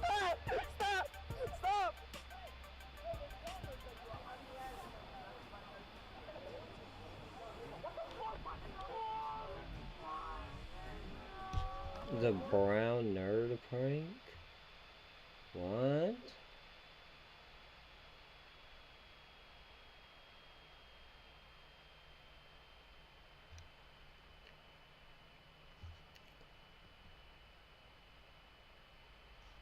So what else we got? The Burger King murders. Hell yeah. Theft. 30-year-old Winston Glynn arraigned in Manhattan criminal court tonight, accused of a murder so heinous it has shaken this city. Assault. Paul Leahy, a repeat offender, stabbed her 27 times. Whoppers. Today we'll be looking at some of the most heinous crimes committed in Burger King restaurants. And the worst part of all of this is the degeneracy is probably only getting started. On the night of August 15th, 1984, Ronaldo and Onelia Betancourt were beginning their shift at a Burger King in Miami, Florida. The couple had been employed as janitors there for some time, cleaning the restaurant after closing in order to make it spotless for customers the next day. Their 20-year-old son, Ronaldo Jr., also had a job at the establishment during the day shift. That night, that's cool as around fuck. 3 a.m., the whole young fam man working there. arrived at That's Burger cool. King in order to borrow his parents' car for his side gig delivering newspapers. As he drove away, he had no idea about the tragedy that would soon befall him. The young man returned to his family's house at 6 o'clock in the morning, but was surprised to find that his parents were not home yet, and returned to Burger King to investigate. As he pulled into the parking lot, he was shocked to find the place swarming with police cars. This was when he made the horrible discovery. Sometime in the last couple hours, Ronaldo and Onelia had been murdered by gunshots to the chest. This left the young Betancourt and the entire community reeling. And it was not the first act of violence against the fast food workers in the area. In fact, Burger King had long been considering moving its corporate office out of Miami due to the city's high crime rates. Nevertheless, the fast food enterprise expressed their condolences for the deaths of their employees and offered a $10,000 bounty for information about their killer. With that, the hunt was on to find the perpetrator of his heinous crime. Police received an anonymous tip just a little over a week after the incident, leading to them apprehending a man by the name of David Cook. After some questioning, he soon confessed. According to him, that night he had been planning to rob the Burger King with the help of two friends, Derek Hansen and Melvin Nair. The three men camped out behind the building, waiting for someone to come out the back door. When Ronaldo exited in order to take out the trash, Cook ambushed him and shoved the man back inside. He then took out a gun and started demanding that his victim open the safe. Ronaldo desperately attempted to convince his attacker that he did not speak English, but to no avail. Eventually, in a brief moment of confusion, the janitor was able to grab hold of a metal pipe which he used to hit Cook in the leg. During the commotion, the burglar opened fire, striking Ronaldo in the chest. Damn, bro. When Onelia burst into the room upon hearing the noise, and was horrified by what she saw. In a frenzy, she lunged at Cook, grabbing him by the legs in an attempt to prevent his escape. Oh my god, he's got a gun. Fate as her husband. The killer and his accomplices then fled the scene. Cook stressed to officers that he had never intended to kill the Burger King employees, and had only been aiming for their arms. The testimonies of his accomplices backed up this version of events. Despite this, the court took no pity on David Cook. Good. While he received a sentence of life in prison for Ronaldo's murder, the death of Onelia was enough to get him the death penalty. Cook's lawyers attempted to fight back on this, filing several appeals in the following years. Don't give a fuck. This has proven effective at delaying the punishment, but he still remains on death row. Kill that all motherfucker. These decades later. Kill The him. murder of Mr. and Mrs. Betancourt is a tragedy. This weekend, do it. All Please. Too common for fast food employees. Make it a We'll learn public more event. About this after a brief word from our sponsor. If you're a man, there's a very high likelihood that you'll experience hair loss at some point in your life. But that doesn't necessarily have to be the case thanks to Keeps. Keeps is a subscription service that helps men keep their hair. How it works is that they'll offer clinical cleaning late at night on January 9th, 2022. 19-year-old Crystal Baron Nieves was working behind the counter at a Burger King in East Harlem. She had always been nervous about taking a late shift in such a dangerous neighborhood, and had complained about this to her manager frequently. In fact, she had been scheduled to start working during the day, which would begin the following week. Unfortunately, this would never come to pass. At a quiet point in the night, when the restaurant was empty save for employees, a masked man entered the establishment and pulled out a gun. He started by pistol whipping the manager, knocking them to the ground and taking their phone before setting his sights on the young girl behind the counter. He insisted she give him the cash from the register, and she complied by giving him the $100 that was inside. The gunman demanded more money, but his teenage victim pleaded that there was nothing else. He did not take this news well, opening fire on Crystal and shooting her dead before fleeing the scene. What a fucking loser, dog! Detectives got to work finding the perpetrator. They tracked his What a movements prior fucking- to the murder oh my all the God. way to 110th Street, where he stopped at a bodega and used his EBT card to purchase a drink. This is how investigators were able to get a name: Winston Glenn. It's worth noting Fuck that he you, was Winston. already in the police's system, You're a as he had bitch. racked up 7 arrests prior to this point. With this information, And- they were able. Bro, at a certain point, when people just keep repeating crimes, keep them in fucking jail. Like, the motherfucker had been arrested 7 times. Why are you still letting him out? To discover that he was staying Keep at a an eye hotel on him. not too far away. Keep a In fucking addition, eye on they him. poured over video from the Burger King surveillance cameras recorded on the night of the murder, finally spotting a distinctive belt worn by the suspect, which Glenn had also been seen wearing in photos posted to his Instagram. This was enough for police to arrest the man a few days later on charges of murder. After the fact, Crystal's family and community mourned her loss and wondered how such a horrible event could be allowed to happen. Aurelia Tavares, the president of the New York State Latino Restaurant Owners Group, lambasted Burger King Like, for I know there's this saying that people change. No, they don't. lacking the security necessary. It's very rare for people to change. And if anything, people change for the fucking worse. To protect their employees. The lawyer for the slain girl's family, Sanford Rubenstein, took things a step further, threatening to sue the fast food juggernaut for negligence. Despite the overwhelming evidence against him, Winston Glynn was not going down without a fight. As police led him out of the precinct in handcuffs a few days after his arrest, a crowd had gathered to jeer at him as he walked to the waiting cop car. This enraged Glynn, who began shouting at the mob. Things did not get better with time. As he sat in court for his arraignment hearing and the judge read out the list of charges, Glynn decided to begin shouting "liar" at the top of his lungs. This did not convince anyone of his innocence, and the suspect was sent off to Rikers Island awaiting trial. Good. Glynn continued insisting his innocence behind bars, comparing his struggle to the likes of Nelson Mandela and Jesus Christ. Oh my God. Winston remains behind bars, Yeah, and his okay, dude. innocence or guilt has yet to be proven. While these first two incidents have involved the deaths of innocent Burger King employees, our final story shows that sometimes the danger can come from behind the counter. Free him, he ain't do Paul nothing Leahy wrong. grew up the youngest of 3 children in the small town of Abington, Massachusetts. According to his siblings, he had always been immature, having been babied by their doting mother. This manifested into a rebellious streak as Paul aged into his teen years, and he began drinking, smoking, and using drugs. As his sister said of him years later, whatever was out there, Paul was doing it. Things only became worse when his mother died of heart failure when he was just 18. This is when Paul started getting arrested for a litany of crimes, ranging from property violations, drug possession, and assault and battery.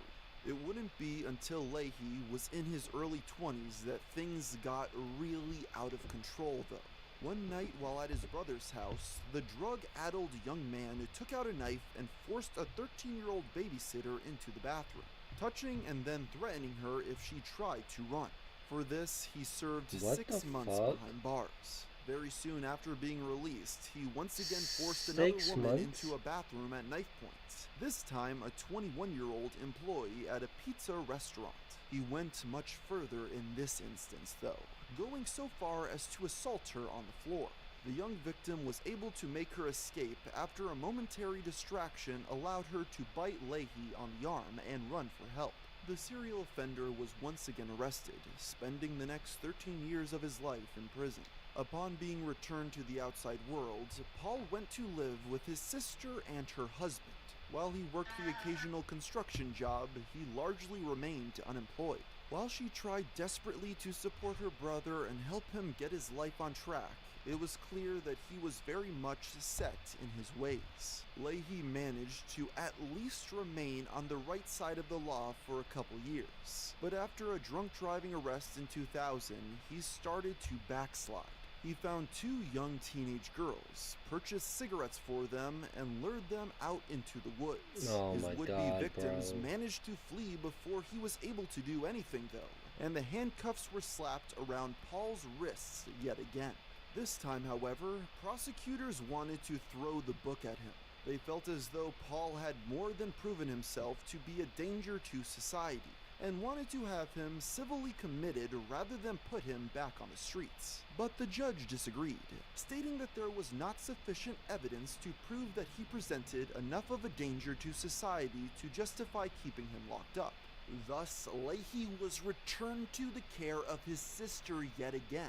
He soon got a job at a rest stop Burger King in the nearby town of Bridgewater, and both his sister and her husband stated that Paul seemed excited to finally start earning a real living for himself. Little did they know the true level of depravity their relative was capable of. Alexandra Zapp grew up in Portland, Oregon with her mother and sister. According to everyone who knew her, she was a friendly and kind young woman, with a passion for sailing, publishing, and charity work.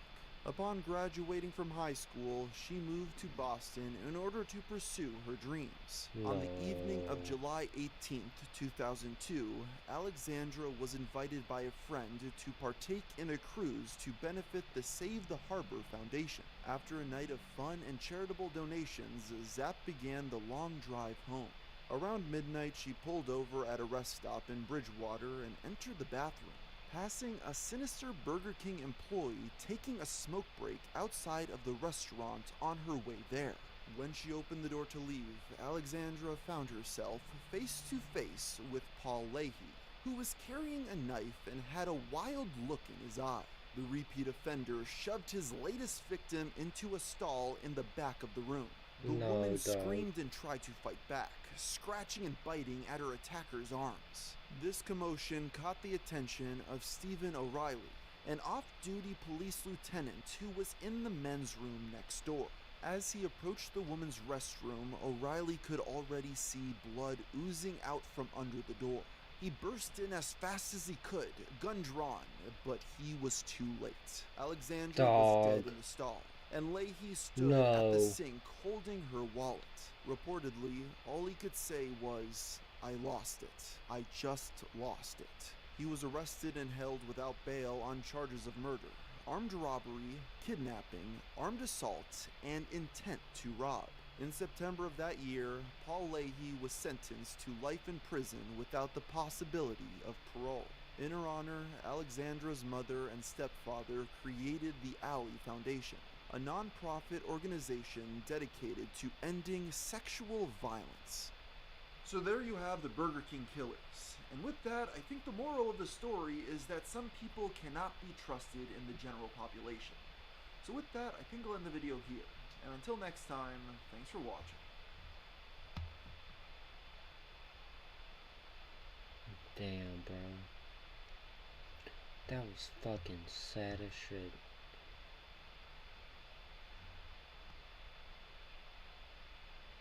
The last dude should have never been let out of jail. If you do the offenses that he did, even just once, you should never be a free person. If someone acted that way previously, they have it in them to do it again. That is, I've never seen truer fucking words in my life. That judge said that the last guy didn't deserve a harsher sentence and let him go. Absolutely should have been arrested.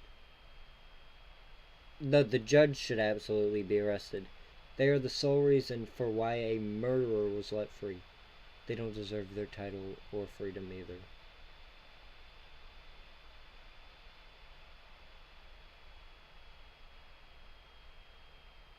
What up, Ken? Welcome back, dog. Dude, I like those videos. I wanna watch more. Aw, dude, this shit's fucked up. Have y'all heard of human zoos? That shit is so fucked.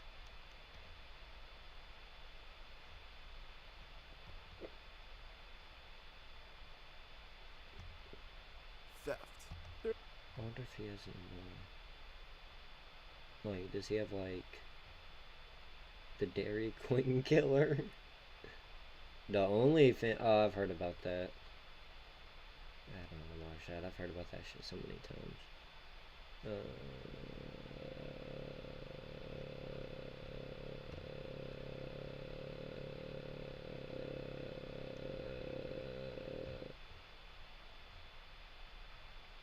Let's see. Oh no, those are his past. He's gonna come out with another one, probably.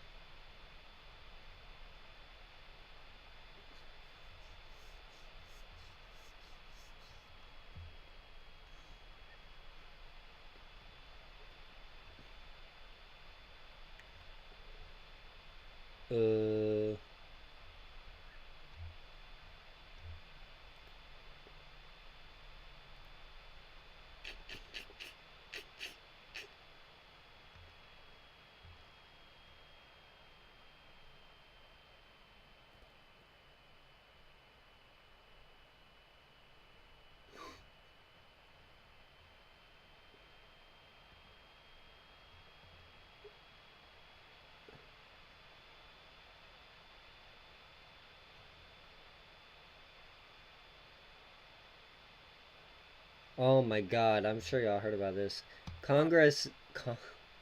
He looked so stupid, Alright, what's bro. going on, everybody? Welcome back to They all another look video here on stupid. the channel, and today I want to talk about the congressional hearings with the TikTok CEO that happened today, because obviously this was a pretty big moment in the news, right? There's been a lot of coverage on it. It's trending on Twitter. People were really kind of excited to see like what was going to come from this, because as many of you probably know by now, over the last few years there's been a lot of talk here in the United States about a like basically nationwide ban of TikTok on pretty much every way. Basically just taking TikTok off the American market if they don't divest their company to like an American company. President Trump, back when he was in office, actually was like really in support of banning TikTok, and then now that Biden is president, there's been even more like, it seems like, growing support for getting rid of TikTok. Even in the videos like Live covered, you know, this whole situation, a lot of people seem to really be in favor of banning TikTok. Now, me personally, if TikTok disappeared tomorrow, honestly, would I lose sleep? Probably not. I mean, yeah, I guess it's cool to like watch TikTok every once in a while, you know, when you're taking a break, but it is definitely not a necessity in my life whatsoever. So today was a pretty major moment in all of this, because the TikTok CEO Shou Chew actually, if TikTok shut down tomorrow and you genuinely freak out, seek help. They had to testify before the Congress here in the United States to Just in general, anything. Like if YouTube shut down tomorrow. Well, I don't know, I'd probably freak out. basically answer the government's questions about TikTok, you know, data privacy. What else would I watch? TikTok, potentially what threats I guess it could Hulu or pose something. to American interests. I'm getting and whatnot, tired. right? This was supposed to be like a moment where our government really kind of got to it, you know what I mean? Like really started breaking this problem down and figuring out whether or not they were going to support some sort of ban. And instead, what we actually got was pretty poetically American. Oh. Alright, what's going on, everybody? Welcome back to another video here on the channel, and today... I did not mean to do that. Today, I want to talk about the congressional hearings with the TikTok CEO that happened. Stuff with Congress, dude, these guys know absolutely nothing about any of this technology stuff that they're trying to talk about, and it's a huge problem. And we're going to take a look at some clips here and basically see just how ineffective our government really is. You know, like, you got to think, this is a situation where the government should have all the power in the conversation, right? Like, we're basically gathering here to see if TikTok can defend itself. The problem is, our whole government is made up of all these old fucks who don't even know how to use a fucking iPhone. Like, bro. It's all these old fucking people who want to fucking everything back to the good old days. Fuck you. From the Suck my dick. them from America allegations, right? The federal government is threatening to ban TikTok, right? Like the ball's in their court, and instead of coming up to the bat, or I should say, instead of coming up to the plate ready to bat, they have absolutely zero idea what they're talking about whatsoever, and it just honestly, in my opinion, makes America look really fucking stupid. And it sucks because, like, so many of us here in America see this and we're like, dude, what is going on? You know, like, how did we get here? You know, what time portal did we go through back in, you know, the 1900s where we ended up in this fucking timeline where these are the people in control of us? But like, dude, they're asking questions that simple technological knowledge would answer for you. Like, it's actually insane where this is all going. So let's go ahead and start taking a look at some of the clips of this congressional hearing and kind of see just how the U.S. federal government really fares in pushing its plans forward. I don't think ownership is the issue here. With a lot of respect, American social companies don't have a good track record with data privacy and user security. I mean, look at Facebook and Cambridge Analytica. Just one example. So That's true. I do think that Fucking American companies do the same shit TikTok does. you know, it is not about the ownership. It is a lot about making sure we have Project Texas, making sure that we're protecting and firewalling U.S. user data from unwanted foreign access, giving third parties to come in to have a look at this, and making sure that everybody is comfortable. We're giving transparency and third-party monitoring, and that's what we're doing for Project Texas. Well, alright, so that is the TikTok CEO basically making Congress look like clowns. Now, they asked him if, you know, TikTok would be willing to divest their TikTok project or whatever from Chinese ownership. And this is what he hit him with. He basically brought up, like I said earlier, the Facebook and Cambridge Analytica situation where one of the big American social media companies, one of the big American tech companies... TikTok, basically Congress is trying to put a ban on TikTok. They had a big court hearing today to talk about it. Allowed access to the data of tens of millions of American citizens without their consent and then covered the entire situation up. And this is something I have been saying in a lot of these videos talking about this, and it's something that a lot of people who talk about this situation also say. You know, people, I understand why people do this, but they point to TikTok and they're like, oh, this is spyware, you know, the Chinese are spying on us, this app has to be banned. But then people at the same time are completely either okay with or oblivious to American tech companies doing literally the exact same thing that these Chinese tech companies doing, except they're doing it for profit and they're American. These types of issues, like this TikTok issue, people are like, oh, we need to ban TikTok, realistically should be a much wider data privacy concern that we all globally have. As we just need to have more restrictions on data. In a transitory period in human evolution where just in the last few hundred years, we've industrialized, invented things like the internet and all of this crazy technology, artificial intelligence, incredible things, right? But the problem is at the speed we've moved at, we've completely rolled over any sort of like, you know, concerns of how these things can be implemented on a widespread scale and the negative concerns surrounding them. We have websites with data on literally billions of people, okay? And they get away with doing insanely disgusting things, you know? Your data is the new gold. You know, the gold rush back in the day, it's data now. It's your data. And the fact that more people don't care globally about data privacy is actually concerning. Because the government is not here in your best interest for your data privacy. They're part of the issue. The National Security Agency, Homeland Security, all these government agencies that time and time again have been caught going against the American people, tapping our phones, reading our emails, getting our fucking strokes, whatever it may be, right? They're all doing the same thing that they're mad at TikTok for doing, but people are all focusing in on TikTok, when in reality TikTok is only maybe half the problem, right? But I digress. Let's go ahead and continue, because this is not the only time that, you know, we just looked goofy in this whole thing, so... Mr. Chu, does TikTok access the home Wi-Fi network? Only if the user turns on the Wi-Fi. I'm sorry, I may not understand the... So if I have a TikTok app on my phone and my phone is on my home Wi-Fi network, does TikTok access that network? It will have to access the network to get connections to the internet. Well, yeah, if your fucking phone is connected to the internet. Are people... How stupid can you be, bro? Of course, if your phone is connected to the Wi-Fi and you're on TikTok,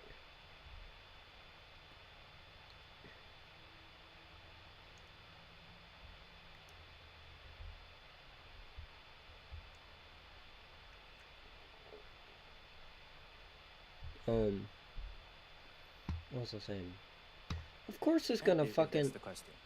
Is it possible then that it could access other devices on that home Wi-Fi network? Congressman, we do not do anything that is beyond any industry norms. I believe the answer to your question is no. It could be technical. Let me get back to you. Okay, I'd appreciate it if you can answer that. So what you just watched was a person... Technically, yes, you could do that, but I'm sure TikTok doesn't.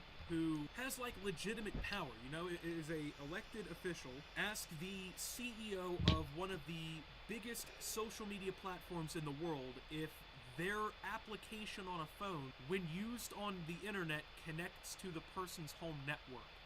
Yeah, I'm not kidding. That's literally what he just... He just asked you if TikTok accesses your home internet to connect. That is what he just asked him. What Can the someone fuck? please explain to me what this does, what this question answers, what Absolutely it provides nothing. that actually gives us anything to work with, right? Either A, this is the painfully just most painfully fucking stupid question that you could possibly ask, the most tech-illiterate, moronic thing you could say, or B, it was a non-question designed to get a non-answer, you know, to stall time and make it look like they're doing something important. They're not doing absolutely anything, and this has happened time and time again. Anytime any of They these really CEOs are. get in front of Congress, they have a fucking field day with them, because everybody in Congress and in these questionings are all fucking boomers who have no idea how technology works. This is like setting up a dude in like full netherite armor against a fucking Steve who just loaded into the world. You feel me? This guy's whole job, his whole existence is building this social media company through the internet. It is his job to know these things. However, Congress's job is to pass legislation and write laws and, you know, dictate some answers to the issues of society. They are not doing that here. This is a complete fucking waste of our time, and it's embarrassing our country. Our government's sitting here freaking out about TikTok. They aren't doing anything about TikTok. They're just sitting here putting on this big fucking, you know, fireworks show and parade about how they're gonna finally ban TikTok. They're gonna do it. Dude, we've been hearing this for like 3 years now. If you're gonna do it, do it. But do we need to sit here and have these tech-illiterate fucking assholes on Capitol Hill pretend to me and everyone else in the world that they know what TikTok presents as an issue? They don't. Okay? These are the same people that when they go home have to call their grandkids up. Hey, Billy, I accidentally turned my computer off. How do I turn it back on again? That's who's sitting here asking the CEO of TikTok. I swear to God. Are you a Chinese spy agency, basically? Like, you would have better luck getting my fucking grandpa to do the duties of fucking asking this guy some questions. Does TikTok connect to my home network? Does a bear shit in the woods? Can you guarantee that no one at ByteDance had a role in preparing you for today's hearing? Like I said, Congressman, this is a high-profile hearing. A lot of people around the world were sending me wishes and unsolicited advice, but I prepared for this hearing with my team here in DC. Now, they're basically asking this CEO of TikTok, hey, realistically, did the CCP tell you what to say today? Did the Chinese government have any involvement in your preparation for this testimony? He doesn't really give the clearest answer, in my opinion. He, it was me and my team here in DC. Yeah, I'm sure the Chinese Communist Party, one of the most restrictive, overarching, tyrannical governments on the planet, definitely didn't, hush this guy down a little bit. I'm sure that didn't happen. It gets to the point, man, when you see clips like this, where it's like, these are the people that we have elected to uphold American society. They believe that TikTok is a national security threat. Now, once again, are they... My question is, so, I'm assuming the reason American Congress is freaking out so much is because they know what... If the Chinese Communist Party had a lot of American data, I feel like America would know what they could do with that. That's why they're freaking out, basically. And they're like, "Oh my God, they got a bunch of our data." But what could they possibly do? Like, target ads towards us? Like, they're not gonna fucking mind control people into thinking like, I don't even fucking know. Maybe they are mind controlling people. So. TikTok very well could be harvesting the data of U.S. users and I don't doubt it. International users, and that could be a bad thing due to Chinese Communist Party government influence. I am not here to deny that. I don't doubt it. But I am here to suggest that the issue is much larger than what the government is presenting it to be, and also what TikTok is presenting it to be. And when you look at these clips, you shouldn't really believe that either side, in all reality, is acting in good faith, because neither one is. Their CEO is representing them here to try. They're both and, full of bullshit. Brand image, I guess. This is like a big thing.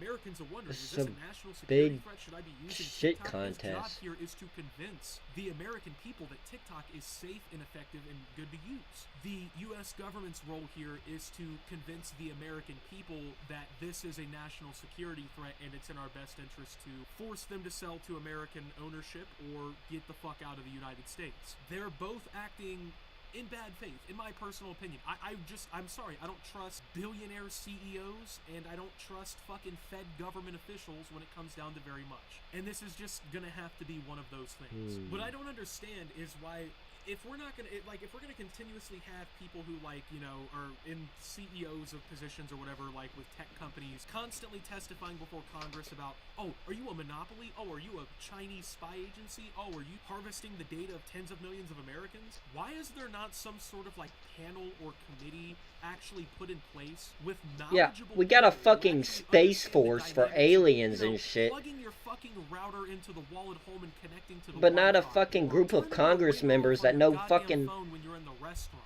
Maybe we could Bro, that's crazy. We got a fucking literal group of fucking alien combat fighters, but not a group of fucking Congress people that know how to fucking connect to their fucking local printer. What the fuck?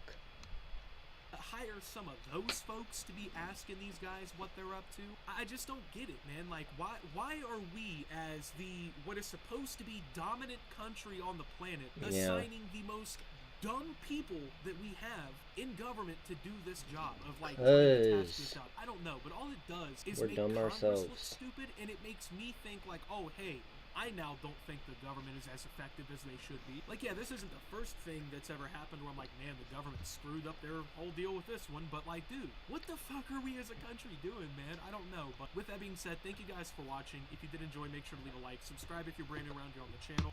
I'll leave a like, Optimus. I love you. Yeah, I think I'm gonna go to bed, guys. It is 12:37 in the morning for me. Hope you guys enjoy the stream tonight. I know I haven't streamed in a little bit. I'll stream again tomorrow, maybe. I got work tomorrow night. I had work tonight.